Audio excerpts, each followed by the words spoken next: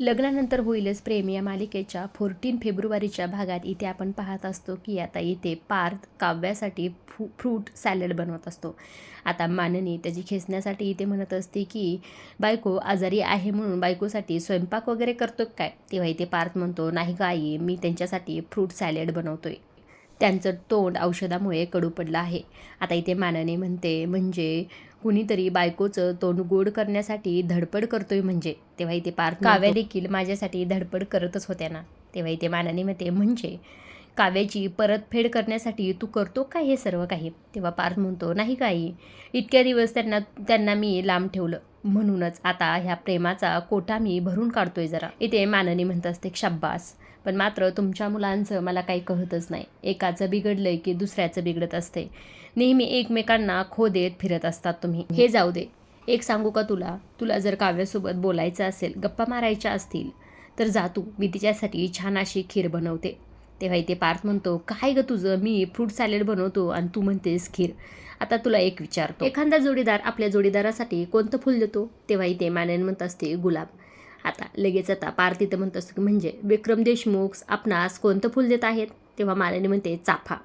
मग आता इथे पार्थ म्हणत असतो की म्हणजे आता मी काय म्हणतो, आता बाबांना सांगतो की तुला गुलाब द्यायचा, अजिबात चाफा वगैरे काय द्यायचा नाही. तेव्हा इथे अजिबात नाही, आणि त्यांना अजिबात सांगायचं नाही, कारण की त्या चाफेच्या फुलाचा काहीतरी अर्थ आहे, त्याची काहीतरी स्टोरी आहे, तुला सांगू का. आता इथे असं माननी म्हणत असते. तेव्हा पार्थ म्हणतो, हो सांग की. आता हे बघ, मी कॉलेजला जात होते तेव्हा माझ्या सायकलला जेव्हा चापाल असेल तेव्हा मात्र मी समजून जायचे की मला आता माझ्या मैत्रिणीसोबत जायचं नाही, कारण की मला विक्रम भेटायला येणारं त्यांचं लेक्चर झाल्यावर.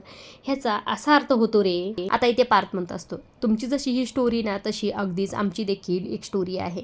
आमच्यातला दुरावा, रुसवा, फुगवे सगळं काही घालवायचं असेल तर आमच्यात स्पेशल म्हणजे रेड वेल्वेट पेस्ट्री आणि फ्रूट सॅलड. आता इथे माननी म्हणत असते की म्हणजे तुमच्या दोघांचं प्रेमाचं प्रतीक म्हणजे गुलाब नसून फ्रूट सॅलड आहे तर. तेव्हा इथे पार्थ म्हणतो, अगदी करेक्ट आहे.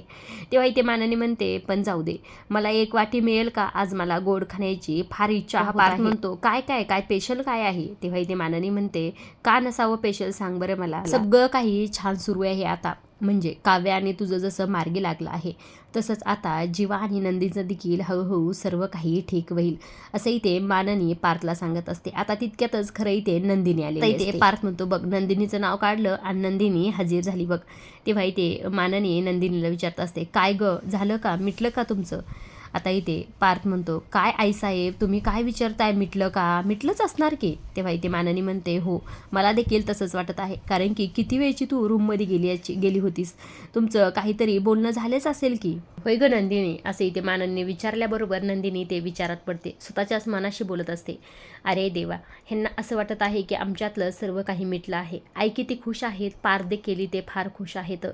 ह्यांना खरं सांगितलं तर उगच हे नाराज व्हायचे, त्यांना असंच दाखवूया की सर्व काही ठीक झालं आहे, अशाच या विचारात ती इथे असते. तेव्हा माननी परत म्हणते, काय ग नंदिनी, कुठे हरवली आहेस. तेव्हा इथे नंदिनी खरं भानावर येते, म्हणत असते, काय तुम्ही ते विचारलं ना. हो हो, अहो आमचं सर्व काही ते ठीक झालेलं आहे, आमचं सगळं गोडी गुलामनी चालू आहे, आमचं असं मिटलंय की आमच्यात कधी भांडणच झालं नव्हतं असं सर्वांना वाटेल, असं इथे नंदिनी म्हणत असते. आता इथे माननीने हे ऐकल्याबरोबर ती फार खुश होते. ती म्हणत असते, खरंच की काय, म्हणजे तुमच्यातलं खो खो संपला वाटते. इथे पार्थ म्हणत असतो, आता कबड्डी सुरू होणार आहे, असं म्हणून खरं त्याने दातात जीभ घेतलेली असते. तेव्हा इथे माननीने त्याला हळू चापट मारलेली असते, काय पार्थ, असं म्हणून आता इथे पार्थ देखील हसत असतो. आता इथे विषय खरं नंदिनीला बदलायचा असतो. ती लगेच म्हणते, काय हो पार्थ, फ्रूट सॅलडमध्ये सफरचंद टाकलंच नाही. तेव्हा इथे पार्थ म्हणतो, नव्हतंच की ते. तेव्हा माननी म्हणे, होतं की इथं, कुणी खाल्लं काय माहिती. आता इकडे दुसऱ्या बाजूला इकडे ते रम्याने सफरचंद खाल्लेलं असतं आणि ती ते बसलेली असते. खरं तर ती स्पूनमध्ये सफरचंद घेऊन डायरेक्टच अशी खात असते आणि अशा अवस्थेमध्ये बसल्याला पाहून खरं वसूला इथे टेन्शन आलेलं असतं, म्हणून वसू आता तिच्या शेजारी जाऊन बसते. रम्या, काव्या हॉस्पिटलमधून घरी आल्यापासून तू एवढी शांत शांत का आहेस ग. तेव्हा इथे रम्या म्हणते, ही वादळापूर्वीची शांतता आहे आई. अगं तुझ्या ह्या शांततेने खरं तर मला आता घाम फुटेल, पुरे कर आता. तेव्हा इथे रम्या म्हणते, पुरे नाही, आता आत्ती झालं आहे. वसूला मात्र हिचं बोलणं खरं काहीच कळत नाही आता ती परत म्हणत असते, काय झालं, काय म्हणतेस तू? तेव्हा रम्या म्हणते, अति झालं आणि हसू आलं, असं म्हणून खरं तर ती अक्षरशः वेड्यासारखं इथे हसत असते.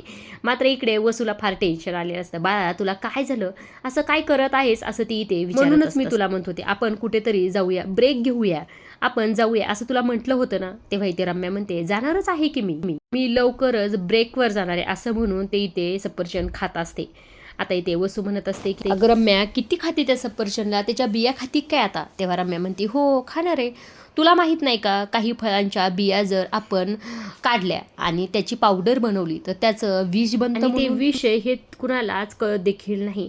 एक सांगू का तुला, वेलचीची पूड असते का, त्याच्यात जर ही पावडर टाकली ना तर कुणाला कळतच नाही. वसूला मात्र रम्याचं हे बोलणं काही कळत नाही. ती इथे म्हणत असते, वेलची पूड? तेव्हा इथे रम्या स्वतःच्या तोंडावर बोट ठेवते, शू करून जोरात तिला शांत बसवते. वसू मात्र इथे फार घाबरलेली असते. इथे ह्या रम्याने आता असं काहीतरी केलेलं असतं. त्याच वेलची पूडमध्ये, जी वेलची पूड आता इथे सॅलडमध्ये खरं तर पार्थ टाकणार. इकडे दुसऱ्या बाजूला खरं पार्थ म्हणत असतो की नंदिनी वेलची पूड घ्या. तेव्हा मात्र इथे माननी म्हणते, कोण टाकतं रे फूड सॅलडमध्ये वेलची पूड? तेव्हा इथे पार्थ म्हणत असतो की हा पार्थ देशमुख टाकतो, कारण की काव्या देशमुखला ते फार आवडतं आणि मला हे कोणी सांगितलंय तुम्हाला माहिती आहे का? लगेच नंदिनीकडे बोट करतो. तेव्हा इथे माननी म्हणते की म्हणजे नंदिनी तू सर्व काही बहिणीचे इथे सिक्रेट सांगितलेत वाटतं पार्थला. तेव्हा इथे नंदिनी म्हणते, नाही हो आई, असं काही नाही, फक्त त्यांची बंद पडलेली गाडी ढकलण्यासाठी फक्त थोडे धक्के दिले, बस एवढंच. आता इथे पार्थ म्हणतो, अहो नंदिनी तुम्ही आईसाहेबांच्या बोलण्याकडे अजिबात लक्ष देऊ नका, त्यांना फिरकी घ्यायची सवयच आहे, तुम्ही आईसाहेबांच्या अजिबात नादी लागू नका, तुम्ही पहिलं वेलची पूड घ्या. तेव्हा इथे नंदिनी खरं ड्रावर मधली ती वेलचीची डब्बी घेते आणि पार्थच्या हातात ठेवते आणि पार्थ त्या सॅलडवर खरं तर ती वेलची पूड अशी भुरभुरत असतो आणि छान असा सुगंध त्या वेलची पूडचा तिथे पसरलेला असतो. आता खरं तर तीच वेलची पूड असते ज्यात खरं तर रम्याने फळांच्या ज्या बियांची पावडर त्यात मिक्स केलेली असते आणि तेच फ्रूट सॅलड इथे काव्या खाणार असते. त्यामुळे खरं तर पुढे काय होईल हे खरं पाहण्यासारखंच आहे. आता इथे खरं तर पार्थनी छान असं फ्रूट सॅलड इथे सजवलेलं असतं. आता इथे माननी म्हणते, हे सगळं काही केलंच मान्य आहे, पण हा पसारा उचलेन कोण? तेव्हा इथे पार्थ म्हणतो, नंदिनी आहेत काय ना, त्यांना त्यांच्या पसाऱ्यावाल्याचा पसारा आवरण्याची सवय आहे. नंदिनी तेवढं चकाचक करून टाका बघा. आता इथे माननी म्हणत असते की अरे हो की, आता आवरणं सावरणं हे सगळं काही सुरू होईलच की, असं म्हणून आता माननी आणि पार्थ इथे हसत असतात. आता इथे माननी पार्थ निघून गेलेले असतात. मात्र इथे नंदिनी विचार करते की देवा, यांना खरं काय ते कळू नये म्हणजे झालं, असं इथे नंदिनी खरं तर मनाशीच बोलत असते. आता इकडे दुसऱ्या बाजूला खरं पार्थ तो फ्रूट सॅलड इथे आता काव्यासाठी घेऊन आलेला. तो आता दरवाजातच उभा राहून दरवाजा वाजत असतो. दरवाजा तर उघडाच असतो आणि म्हणत असतो की may I come in Kavya madam? तेव्हा इथे काव्या म्हणत असते की नो. तेव्हा इथे पार्थ म्हणतो, बायकोचं नो म्हणजे येस असतं, असं म्हणून तो खरं तर इथे आतमध्ये येऊन बसलेला असतो. हो ना काव्या, असंच आहे ना? इथे पार्थ म्हणत असतो. आता इथे काव्या म्हणते की हा बोक्या फारच लाडात आला हे वाटतं, काहीतरी धोका आहे म्हणजे. तेव्हा इथे पार्थ म्हणतो, धोका वगैरे काही नाही हो काव्या, मी तुमच्यासाठी फ्रूट सॅलेड बनवून घेऊन आलो आहे, विशेष म्हणजे मी यात वेलची पूड टाकली आहे. तेव्हा इथे काव्या म्हणत असते, मला वेलची पूड टाकून खूप आवडतं. तेव्हा इथे पार्थ म्हणतो की माझ्या मांजरीच्या आवडीनिवडी मला चांगल्याच माहित आहे. आता इकडे दुसऱ्या बाजूला किचनमध्ये रम्या आलेली असते. आता तो हातातला चाकू खाली फेकते आणि ती हातात खरं तर ती वेलचीची डब्बी घेते आणि त्या डब्बीकडे पाहून खरं इथे हसत असते आणि ती डब्बी परत ड्रावरमध्ये इथे ठेवून दिलेली असते. आता इकडे दुसऱ्या बाजूला पार्थ काव्यासमोर तो बाउल ठेवतो, म्हणतो घे आता. तेव्हा इथे काव्या म्हणते नको मला, आणि ज्यांनी हे फ्रूट सॅलेड केलं आहे का त्याचे हात छाटून टाका. तेव्हा इथे पार्थ म्हणतो, अहो मी बनवलंय ते प्रेमाने माझ्या हाताने, आणि माझे हात का छाटणार असं का म्हणत आहात? आता इथे काव्या म्हणत असते की नाहीतर काय सांगा बरं, कारण की जे हात फ्रूट सॅलेड स्वतःच्या हाताने बनवू शकतात पण भरू शकत नाही, या हाताचा उपयोग तरी काय आहे? पार्थ म्हणत असं, म्हणजे तुम्हाला या बोक्याकडनं लाड करून घ्यायचे तर मग पण सांगायचं, एवढे आडेवेडे करण्याची काय गरज आहे? डायरेक्ट म्हणायचं, अहो देशमुख मला तुमच्या हाताने खायचं आहे. तेव्हा मात्र इथे काव्या म्हणते, सांगायची गरज का पडावी तुम्हाला? तुम्हाला इतकी चांगली बायको भेटली, त्याची कदर करा. आता काव्या स्वतःच्याच मनाशी परत म्हणत असते की नाही ग काव्या, तू गेलीस ना मग त्यांना तुझी कदर होईल. तेव्हा इथे पार्थ म्हणत असतं, तुम्हाला जाऊन कोण देणार आहे? अगदी मॅग्नेटसारखा चिकटून बसणार आहे मी तुम्हाला, असं पार्थ म्हटल्याबरोबर खरं काव्या त्याच्या चेहऱ्याकडे इथे पाहतच असते. आजच्या पुरतं एवढंच. पुढील भाग पाहिला खरं तर अजिबातच विसरू. आता इकडे पुढील भागात खरं नंदिनी जीवाच्या रूमच्या बाहेर उभा असते. आता इथे ती म्हणत असते की मी खाली हॉलमध्ये झोपण्यासाठी चादर घ्यायला आलेली आहे. तेव्हा इथे जीवा मनातच विचार करतो, मला वाटलं ही रूममध्ये झोपायला येणार आहे. तो आता रागातच म्हणतो, तुला न्यायची ना चादर तर आतमध्ये यायचं आणि घेऊन जायचं, असं म्हणून खरं जीवा इथे रागानेच निघून गेलेला असतो. आता नंदिनी खरं 2 पावलं मागे होते. ती म्हणत असते की ही रूम म्हणजे जीवा आणि नंदिनीचं जग आहे आणि मी जर आतमध्ये गेलं तर मला बाहेर येणं खरं कठीण होईल, असं म्हणून ती बाहेरच उभा राहून हे विचार करत असते. आता ती आतमध्ये जाते का नाही हे पाहण्यासारखंच आहे.